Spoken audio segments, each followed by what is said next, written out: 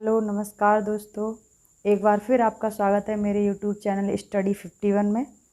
देखिए, मैंने आपके लिए मैग्नेटिज्म चैप्टर पूरा ख़त्म करा दिया था पिछले वीडियो में। अब ये नेक्स्ट वीडियो मैं बनाने जा रही हूँ जिसमें आपके लिए ट्रांसफार्मर स्टार्ट करने जा रही हूँ।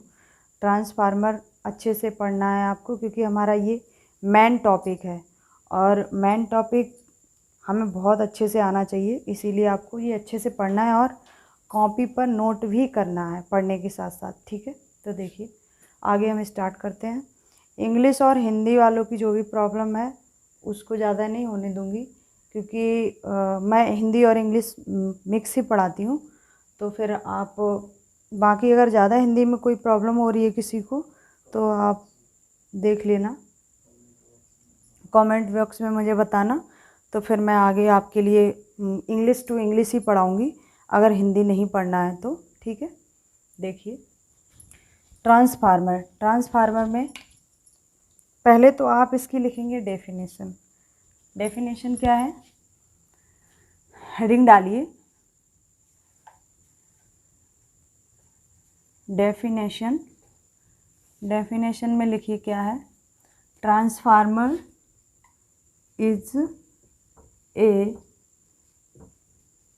static device which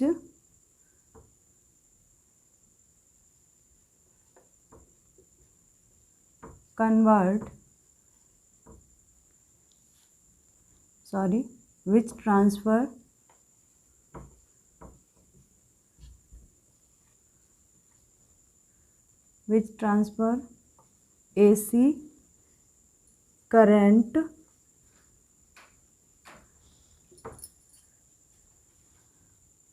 one circuit to another circuit.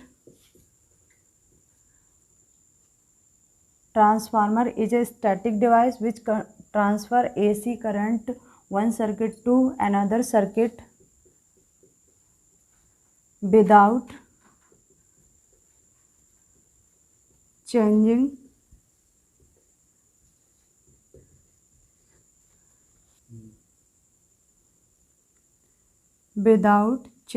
frequency and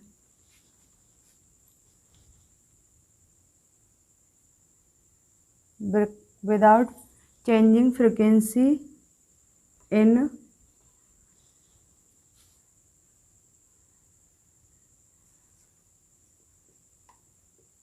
electrical circuit। देखिए क्या है, transformer is a static device which transfer AC current one circuit to another circuit without changing frequency in electrical circuit. Frequency को बिना change किए ये एक circuit से दूसरे सर्किट में करंट को ट्रांसफ़र करता है। ठीक है, इसी को हम क्या कहते हैं, ट्रांसफार्मर। स्टैटिक डिवाइस यानी कि स्थैतिक युक्ति इसे बोलते हैं हिंदी में, हिंदी वालों के लिए। ठीक है, आगे देखिए, यूजेस ऑफ ट्रांसफार्मर, ये हमारी हेडिंग है, यूजेस ऑफ ट्रांसफार्मर। इसका पहला यूज़ क्या है हमारा, स्टेप अप करने में, step up and step down. Step up करने के लिए और स्टेप डाउन करने के लिए। ठीक है, किसके लिए, एक minute, step up and step down करने के लिए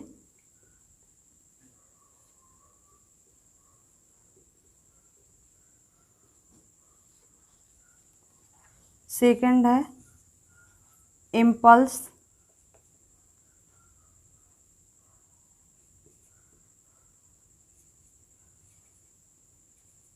मैचिंग, इम्पल्स मैचिंग के लिए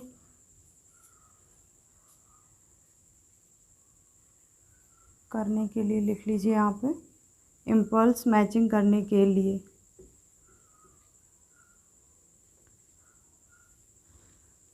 थर्ड है फ्रीक्वेंसी को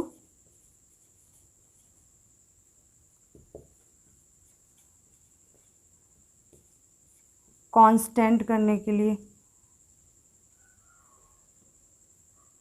ठीक है, यहाँ पर ना गलत है ये। नंबर 4 में क्या है हमारा, इम्पल्स को फाइंड करने के लिए। फाइंड करने के लिए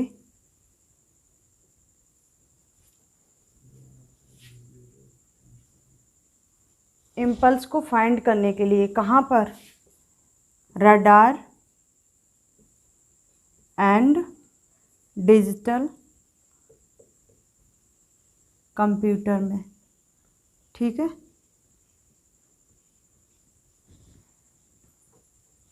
मैं लिख लीजिए यहाँ पे ताकि आपको कन्फ्यूजन ना हो। इम्पल्स को फाइंड करने के लिए रडार एंड डिजिटल कंप्यूटर में। ठीक है, 5 लिखिए। नंबर 5 में मैक्सिमम पावर फ्लो कराने के लिए। मैक्सिमम पावर फ्लो कराने के लिए। ओके, देखिए फिर से यूजेज ऑफ ट्रांसफार्मर में क्या है। नंबर 1 में हमारा पावर को स्टेप अप करने के लिए या स्टेप डाउन करने के लिए। ठीक है, दूसरा है इम्पीडेंस मैचिंग के लिए। ठीक है, तीसरा है फ्रीक्वेंसी को कांस्टेंट करने के लिए, जहाँ पर हमें फ्रीक्वेंसी को कांस्टेंट करके पावर को ट्रांसफ़र करना है वहाँ पे हम ट्रांसफार्मर यूज़ करते हैं। 4th नंबर में है इम्पल्स को फाइंड करने के लिए। जो हमारा रडार और डिजिटल कंप्यूटर होते हैं उसमें जो इम्पल्स होती हैं, इम्पल्स उनको फाइंड करने के लिए हमें कोई इम्पल्स है उसको हमें एक कांस्टेंट इम्पल्स बनाना है। तो वहाँ पे भी जैसे कि हमारी ये इम्पल्स है इसको कांस्टेंट रखना है ग्राफ के अकॉर्डिंग। तो वहाँ पर हमारा ट्रांसफार्मर यूज होता है मैक्सिमम पावर फ्लो करने के लिए। जहाँ पर हमें ज़्यादा पावर का फ्लो कराना है वहाँ पर ट्रांसफार्मर का यूज़ करेंगे। नेक्स्ट देखिए, इसी में इसके टाइप्स बताने जा रही हूँ।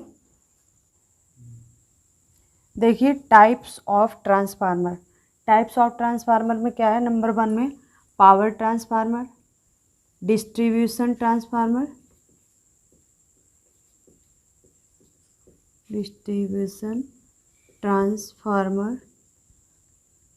नंबर 3 इंस्ट्रूमेंट ट्रांसफार्मर,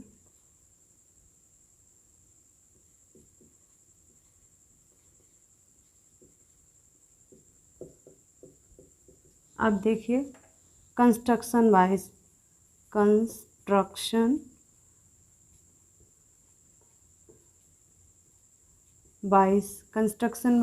देखिए कौन कौन से होते हैं। Number 1 single phase transformer, 3 phase transformer, polyphase,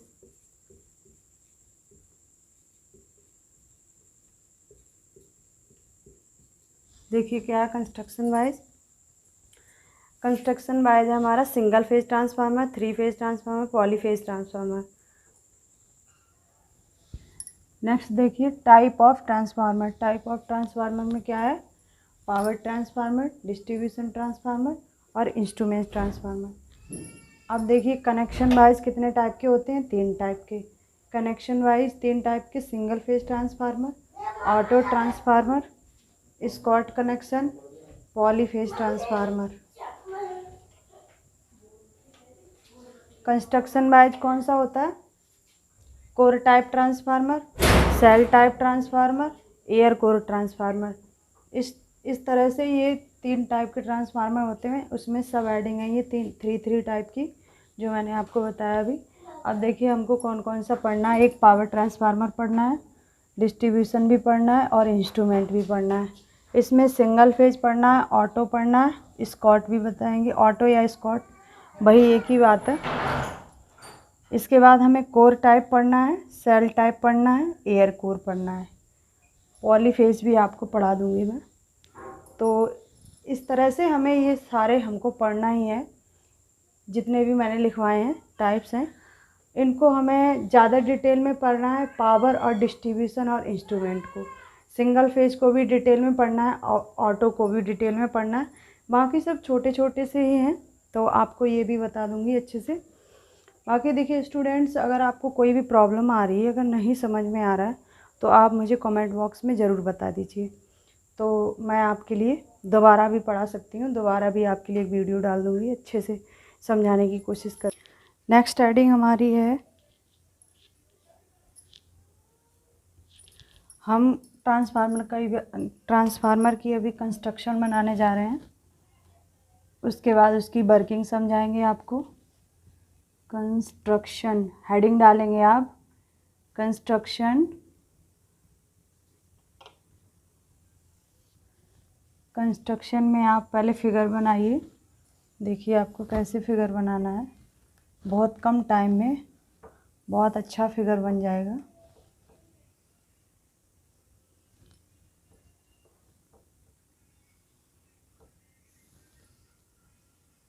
देखिए इस तरह से आपको बनाना है।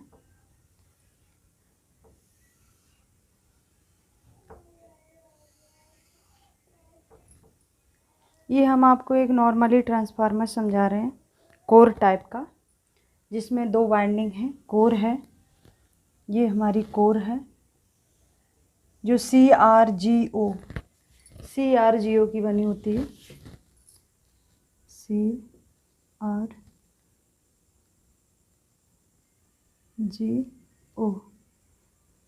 इसको बोलते हैं कोल्ड रोल्ड ग्रेन ओरिएंटेड। क्या बोलते हैं?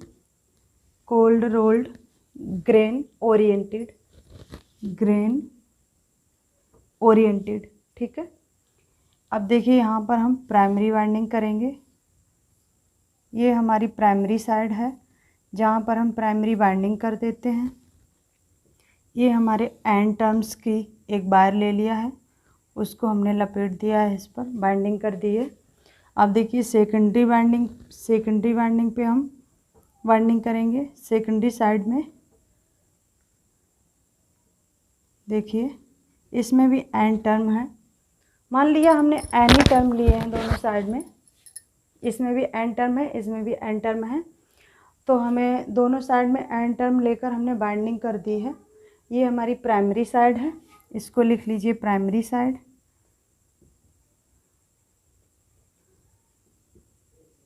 इसको लिखिए सेकेंडरी साइड।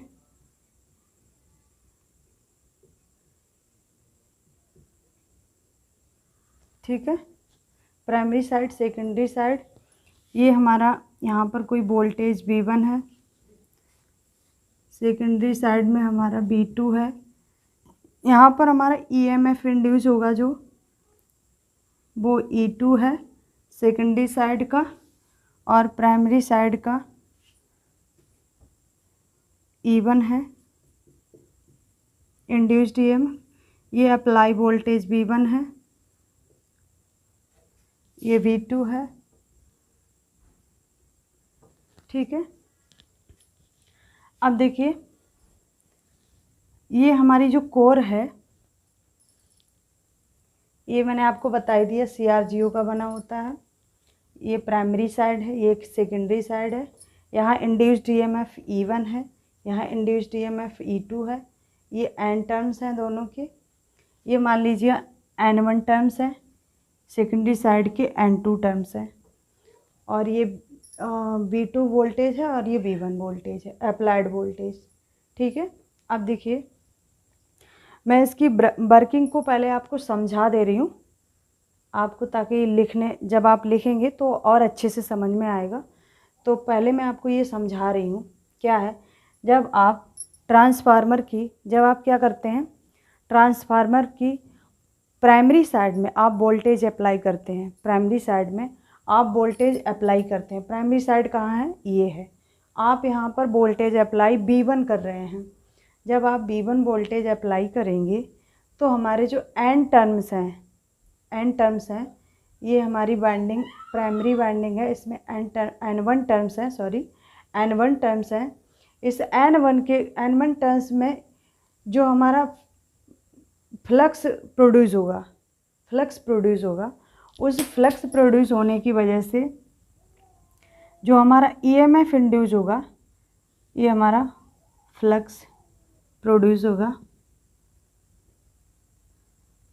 जिसकी वजह से क्या होगा, E1 इंड्यूस्ड होगा, E1 इंड्यूस्ड EMF होगा। इसकी वजह से जो हमारे फ्लक्स कट होने की वजह से इंड्यूस्ड EMF है, इसकी वजह से एक करंट इसमें बहेगी। करंट की डायरेक्शन क्या होगी, ये होगी। मान लिया यहाँ पर I1 है, ठीक है। ये हमारी I1 करंट क्या होगी, इसमें बहने लगेगी, फ्लो करने लगेगी, ठीक है। I1 करंट फ्लो करने लगेगी। यही सेम प्रोसेस सेकेंडरी वाइंडिंग में होता है। सेकेंडरी वाइंडिंग में क्या होता है, जब हमारा V2 वोल्टेज अप्लाई होता है, इसके कारण जो हमारा फ्लक्स प्रोड्यूस होता है एन टर्म्स के कारण, एन टर्म्स में हमारा फ्लक्स प्रोड्यूस होगा। फ्लक्स प्रोड्यूस होने के कारण EMF इंड्यूस होगा। EMF इंड्यूस होने के कारण इसमें एक करंट फ्लो होगी, जिसको क्या कहेंगे हम, I2। इसको क्या कहेंगे, I2। अब देखिए क्या है, जो हमारी ये करंट फ्लो होती है I1 और I2, ये हमारी करंट जो मेन करंट होती है, जो हमारी ट्रांसफार्मर में बहने वाली मेन करंट होती है, उसका ये क्या करती है, अपोज करती है। इसका ये अपोज करती है, जिसकी वजह से क्या होता है, ये अपोज करती है। इसी तरह से सेकेंडरी में I2 जो मेन करंट है उसका अपोज करेगी। तो I2 ज़्यादा यहाँ पर करंट हमारी कंज्यूम होने लगती है, जिसकी वजह से क्या होता है, सेकेंडरी साइड में फ्यूज़ होने का मतलब कि जो भी लॉसेस होने लगते हैं, वो लॉस हमारे सेकेंडरी साइड में होने लगते हैं। इसी वजह से क्या होता है कि अगर हमको क्या करना है, फ्रिक्वेंसी को कांस्टेंट रखना है। ट्रांसफार्मर में क्या करना रहता है, हमें फ्रिक्वेंसी को कांस्टेंट रखना है। तो फ्रिक्वेंसी को कांस्टेंट हम तभी तो रखवाएंगे जब आप प्राइमरी और सेकेंडरी साइड में सेम करंट अप्लाई करें। तो हम क्या करेंगे, यहाँ पर हमारी जो फ्रिक्वेंसी जो है वो बढ़ने लगती है, फ्रिक्वेंसी बढ़ने लगती है। इसीलिए हम यहाँ से प्राइमरी साइड से हम उतनी ही ज़्यादा करंट यहाँ पर ले लेते हैं, सेकेंडरी साइड में उतनी ही ज़्यादा करंट को हम ले लेते हैं। तो जिसकी वजह से क्या होती है, फ्रिक्वेंसी को कांस्टेंट कर लेते हैं। इसी तरह से ट्रांसफार्मर अच्छा वर्क करता है फिर, क्योंकि हमें फ्रिक्वेंसी तो वेरिएबल रखना नहीं है, फ्रिक्वेंसी को कांस्टेंट ही रखना। अभी आपको ये मैं इक्वेशन इसकी पढ़ाऊँगी, तब आपको समझ में आएगा। अब इसकी वर्किंग लिखिए, हेडिंग डालिए वर्किंग।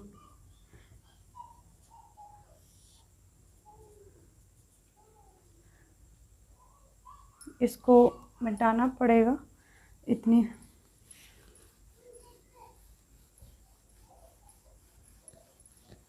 देखिए आप ये फिगर अच्छे से बनाते जाइएगा, जैसा मैं बता रही हूँ वैसे सारे फिगर बनाते जाइए, ताकि आगे समझने में दिक्कत ना हो आपको। ओके, देखिए स्टूडेंट्स, ये ट्रांसफार्मर की कंस्ट्रक्शन है। मैंने हेडिंग डाली है कंस्ट्रक्शन। तो पहले आप इस कंस्ट्रक्शन को समझ लीजिए। इस चित्र को आप बनाएंगे अच्छे से, साफ़ सुथरा बनाइएगा। देखिए क्या है, ये हमारा ट्रांसफार्मर है, उसमें ये हमारी कोर है। ये क्या है, कोर है। कोर किस चीज़ की बनी है, CRGO की फुल फॉर्म क्या है, cold rolled grain oriented steel. ये cold rolled grain oriented steel का कोर हमारा बना हुआ है। ठीक है, ये क्या है, इसको मैग्नेटिक कोर भी बोलते हैं। ठीक है, इसको क्या बोलते हैं, मैग्नेटिक कोर। अब देखिए, प्राइमरी साइड हमारी जो एक ट्रांसफार्मर की प्राइमरी साइड होती है, दूसरी होती है सेकेंडरी साइड। प्राइमरी साइड क्या है, इसमें हमारे N1 टर्म्स हैं बाइंडिंग के, इसमें हमारे N2 टर्म्स हैं बाइंडिंग के। ठीक है, सेकेंडरी साइड में N2 टर्म्स हैं बाइंडिंग के। अब देखिए, प्राइमरी साइड में B1 सप्लाई है और सेकेंडरी साइड में B2 लोड सप्लाई है। ठीक है, अब देखिए क्या है, आप ट्रांसफार्मर में लोड चाहे प्राइमरी साइड में लगाइए चाहे सेकेंडरी साइड में लगाइए, बट ट्रांसफार्मर हमारा दोनों कंडीशन में वर्क प्रॉपर करेगा। ठीक है, अब देखिए क्या है, E1 हमारा इंड्यूस्ड प्राइमरी इंड्यूस्ड EMF है। क्या है, प्राइमरी इंड्यूस्ड EMF है। ये क्या है, E1। ये किसके कारण इंड्यूस्ड होता है, ड्यू टू सेल्फ इंडक्टेंस के कारण। इस बाइंडिंग का एक सेल्फ इंडक्टेंस होता है, उसके कारण ये हमारी प्राइमरी साइड में EMF इंड्यूस्ड होता है। ठीक है, आगे देखिए सेकेंडरी साइड में। सेकेंडरी साइड में हमारा इंड्यूस्ड EMF किसके कारण इंड्यूस होता है, म्यूचुअल इंडक्टेंस के कारण। और स्टूडेंट्स एक चीज़ और बता दूं आपको, ट्रांसफार्मर म्यूचुअली कनेक्ट नहीं होता है, ट्रांसफार्मर हमारा इलेक्ट्रिकली कनेक्ट होता है। ठीक है, म्यूचुअली कनेक्ट नहीं होता है। म्यूचुअली हमारी मोटर वगैरह होती हैं, मोटर जनरेटर ये सब, इसकी दोनों बाइंडिंग हमारी इलेक्ट्रिकली कपल्ड होती हैं। ठीक है, आगे देखिए, आगे क्या है हमारा, E2 सेकेंडरी साइड का induced EMF due to mutual inductance. Due to mutual inductance के कारण ये हमारा इंड्यूस्ड होता है। क्या होता है, E2। अब देखिए, ये जो हमारा EMF इंड्यूस हुआ है दोनों साइड में, इसी के कारण एक हमारी करंट फ्लो होती है। ट्रांसफार्मर में क्या होती है, एक करंट फ्लो होती है, जो हमारी प्राइमरी साइड में I1 मान लेते हैं, सेकेंडरी साइड में I2 मान लेते हैं। ओके, अब देखिए, आप चाहे ट्रांसफार्मर की प्राइमरी साइड पर साइनोसॉइडल सप्लाई अगर आप दे रहे हैं, तो आपको ट्रांसफार्मर के आउटपुट पे भी आपको साइनोसॉइडल सप्लाई ही मिलेगी। अगर या ट्रांसफार्मर DC पे वर्क नहीं करता है। ठीक है, ट्रांसफार्मर हमारा DC पे वर्क नहीं करता। अगर आप DC पे वर्क कराएंगे तो इसमें लॉसेस होंगे, बहुत सारे लॉसेस होंगे, iron losses, hysteresis losses, noise losses भी होगा। ये सारे लॉसेस इसमें होने लगेंगे, इसलिए हम इस पर क्या करते हैं, DC पर ट्रांसफार्मर को वर्क नहीं कराते हैं, ओनली हम इस पर AC ही अप्लाई करते हैं। ओके, आगे देखिए, CRGO के बारे में मैंने आपको थोड़ा और अच्छे से समझाने के लिए इसके बारे में थोड़ा सा लिख दिया है। CRGO नोट डाल के इसको लिख लीजिए या फिर स्टार बना लीजिए। देखिए, CRGO के बारे में फुल फॉर्म मैंने वहाँ पे लिखवा दी है, कोल्ड रोल्ड ग्रेन ओरिएंटेड। अब देखिए, इसको हम कैसा लेते हैं, किस टाइप का हम मटेरियल लेते हैं CRGO। देखिए, हाई परमेबिलिटी मटेरियल हम लेते हैं। जो हम cold rolled grain oriented steel लेते हैं उसकी क्या होती है, हाई परमेबिलिटी होती है। क्या होती है, high permeability. High permeability material लेते हैं। यदि आप CRGO के स्थान पर hot rolled grain oriented steel ले लेते हैं तो क्या होगा, हमारा ट्रांसफार्मर है वो कंस्ट्रक्शन में यानी कि साइज़ में बड़ा हो जाएगा, उसका साइज़ बढ़ जाएगा, जिससे क्या होगा, ट्रांसफार्मर हमारा ज़्यादा जगह को घेरेगा। ज़्यादा जब आप वहाँ पे आप रखेंगे, ट्रांसमिशन में रखेंगे, तो वहाँ पर हमें ज़्यादा स्थान की ज़रूरत होगी उसको स्टेबलाइज करने के लिए। तो इसीलिए हम ये हमारा ज़्यादा प्रेफर्ड है CRGO। तो CRGO का ज़्यादा इस्तेमाल किया जाता है क्योंकि ये कम स्थान घेरता है, मतलब इसकी कोर जो है हम ज़्यादा से ज़्यादा मतलब पतली बना सकते हैं। ठीक है। तो इसीलिए बहुत सारी CRGO की हम बहुत सारी परतें कपल्ड कर लेते हैं, तो वो हमारी म्यूचुअली कपल्ड करने के बाद उसमें बीच बीच में पेपर भी डालते हैं। तो वही हमारा ये क्या है, CRGO उसकी कोर है। अब अच्छे से उम्मीद है कि आपको फिगर तो समझ में आ गया होगा, आई होप। अब आपके लिए मैं वर्किंग पढ़ाने जा रही हूँ, इसकी वर्किंग क्या है।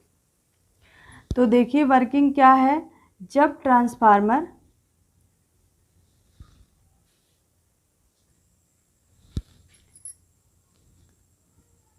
वर्किंग में क्या लिखेंगे आप, देखिए ट्रांसफार्मर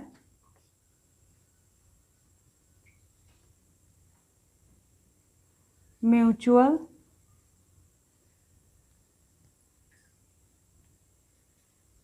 इंडक्टेंस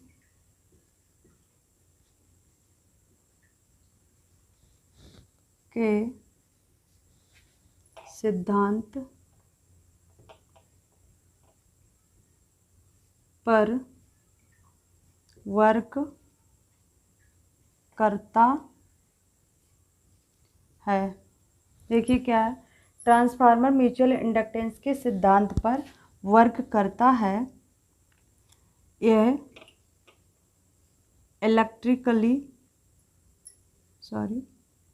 इसकी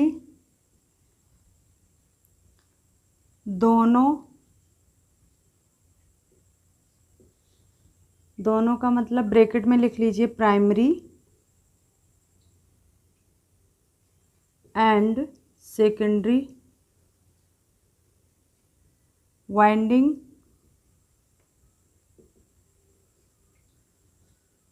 म्यूचुअली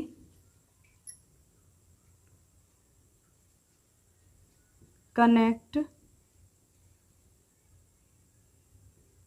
नहीं होती हैं।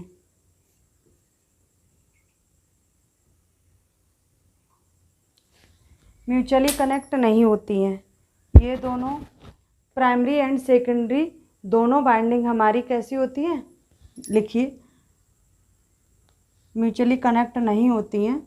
यह इलेक्ट्रिकली कनेक्ट होती हैं। ओके, आगे लिखिए। जब प्राइमरी साइड में सप्लाई दी जाती है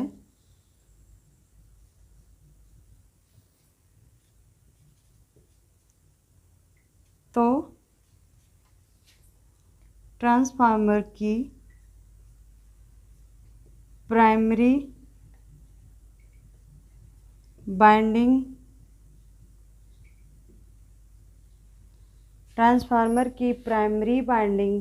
में एक सेल्फ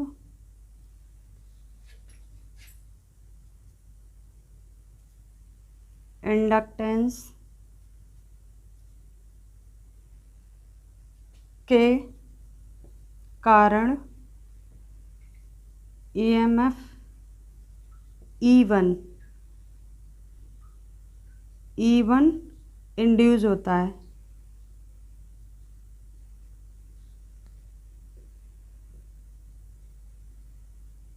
E1 इंड्यूस होता है जो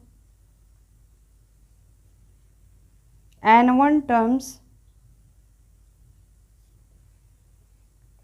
टर्न्स के साथ रिएक्ट करके एक फ्लक्स फाई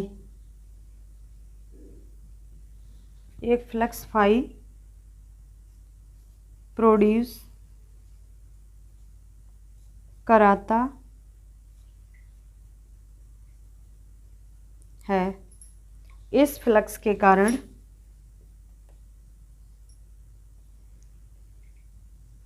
यह फ्लक्स कोर में फिक्स हो जाता है। ठीक है, ये जो फ्लक्स है हमारा, इस तरह से यहाँ पे दिखा लीजिए। देखिए ये जो फिगर है, इसी में हमारा ये फ्लक्स है। यहाँ पे ये बना लीजिए फ्लक्स फाई। ठीक है, अब देखिए सेकेंडरी साइड का भी लिख लीजिए, फिर मैं आपको और अच्छे से एक बार फिर से समझा दूंगी। सेकेंडरी साइड की winding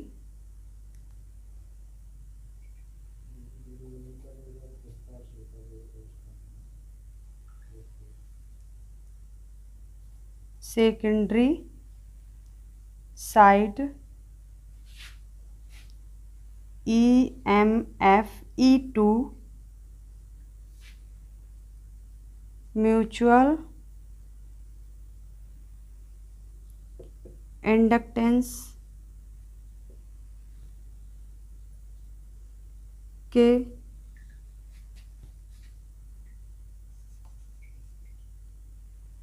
secondary side EMF E2 mutual inductance के कारण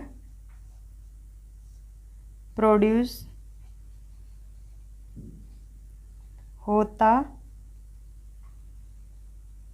है। क्या है? सेकेंडरी साइड का EMF E2 म्यूचुअल इंडक्टेंस के कारण प्रोड्यूस होता है,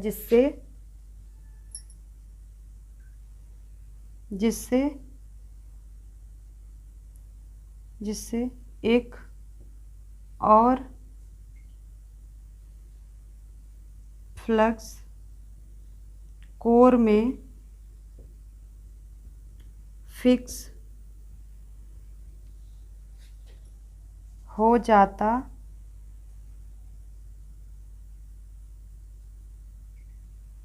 है, जिससे करंट I2 फ्लो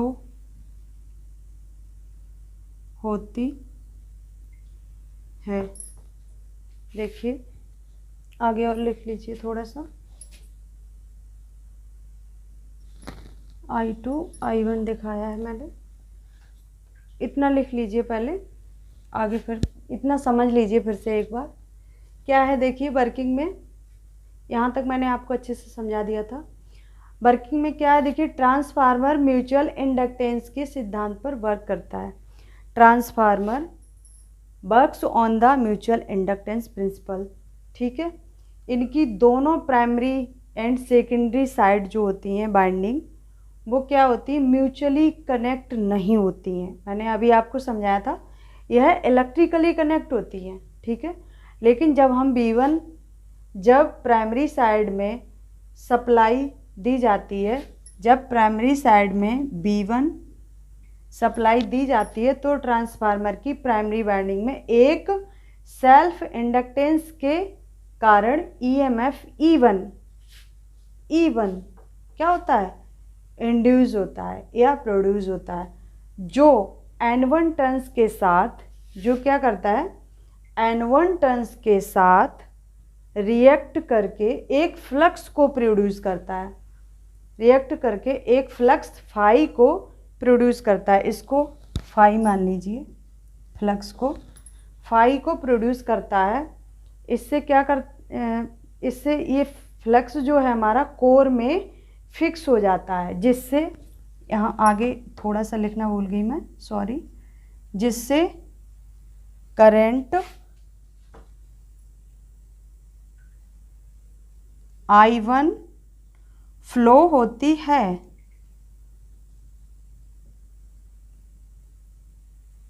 क्या होता है, जिससे कि करंट हमारी I1 फ्लो होने लगती है। ठीक है, इसी तरह सेम सेकेंडरी साइड में जो इंड्यूस्ड EMF E2 प्रोड्यूस हुआ है, ये म्यूचुअल इंडक्टेंस के कारण प्रोड्यूस होता है। इससे एक और फ्लक्स कोर में फिक्स हो जाता है, जिससे करंट I2 फ्लो होने लगती है। I2 सेकेंडरी साइड में I2 फ्लो होने लगती है। अब देखिए, मैं आपको थोड़ा सा फ्लक्स का डायरेक्शन पता करने के लिए थोड़ा सा समझाना चाह रही हूँ। तो आप देखिए, जब आप ये फ्लक्स हमारा प्राइमरी साइड का जब फिक्स हुआ है तो इसकी डायरेक्शन कैसे पता करेंगे। देखिए, हमारी ये बाइंडिंग है, ठीक है। मैंने आपको लेफ़्ट हैंड और राइट हैंड रूल समझाए थे, जो कि ऐसे थे। मैंने समझाया था आपको कि जब आप बाइंडिंग करेंगे तो इस तरह, मैंने आपके लिए बताया था कि आप जिधर बाइंडिंग करेंगे उधर आप अपनी इन फिंगर को इस तरह से मोड़ के देखेंगे, ठीक है। देखिए, मैं ये राइट हैंड रूल समझा रही हूँ। राइट हैंड रूल में क्या है, आप अपने हाथ को इस तरह से करके देखिए। तो हमारा जो थंब है वो हमारी फ्लक्स की डायरेक्शन को प्रोड्यूस करता है, फ्लक्स की डायरेक्शन को बताता है, ठीक है। तो हमारा ये थंब है, ये क्या है, उंगलियां हमारी जिधर फोल्ड होती हैं, मुड़ रही हैं, उधर हमारी बाइंडिंग की डायरेक्शन है, हमारी बाइंडिंग की गई है। टर्म्स इस तरह से लपेटे हैं और फ्लक्स क्या है, थंब हमारा फ्लक्स की डायरेक्शन को बता रहा है, ठीक है। आपको इतना समझ में आ गया होगा, फ्लक्स की डायरेक्शन यानी अपवर्ड डायरेक्शन। अब सेम इसी तरह से आप जब सेकेंडरी साइड में फ्लक्स की डायरेक्शन को पता करना चाहेंगी तो सेम इसी तरह से राइट हैंड रूल लगाएंगे आप। तो हमने राइट हैंड रूल लगाया, ये हमारी बाइंडिंग की टर्म्स की मुड़ने की डायरेक्शन को बता रही हैं उंगलियां, और फ्लक्स कहाँ, नीचे की तरफ, ये हमारा फाई नीचे की तरफ।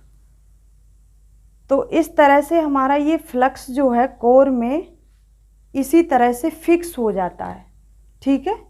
आई होप कि समझ में आ गया होगा अच्छे से। नेक्स्ट देखिए, आपको बताने जा रही हूँ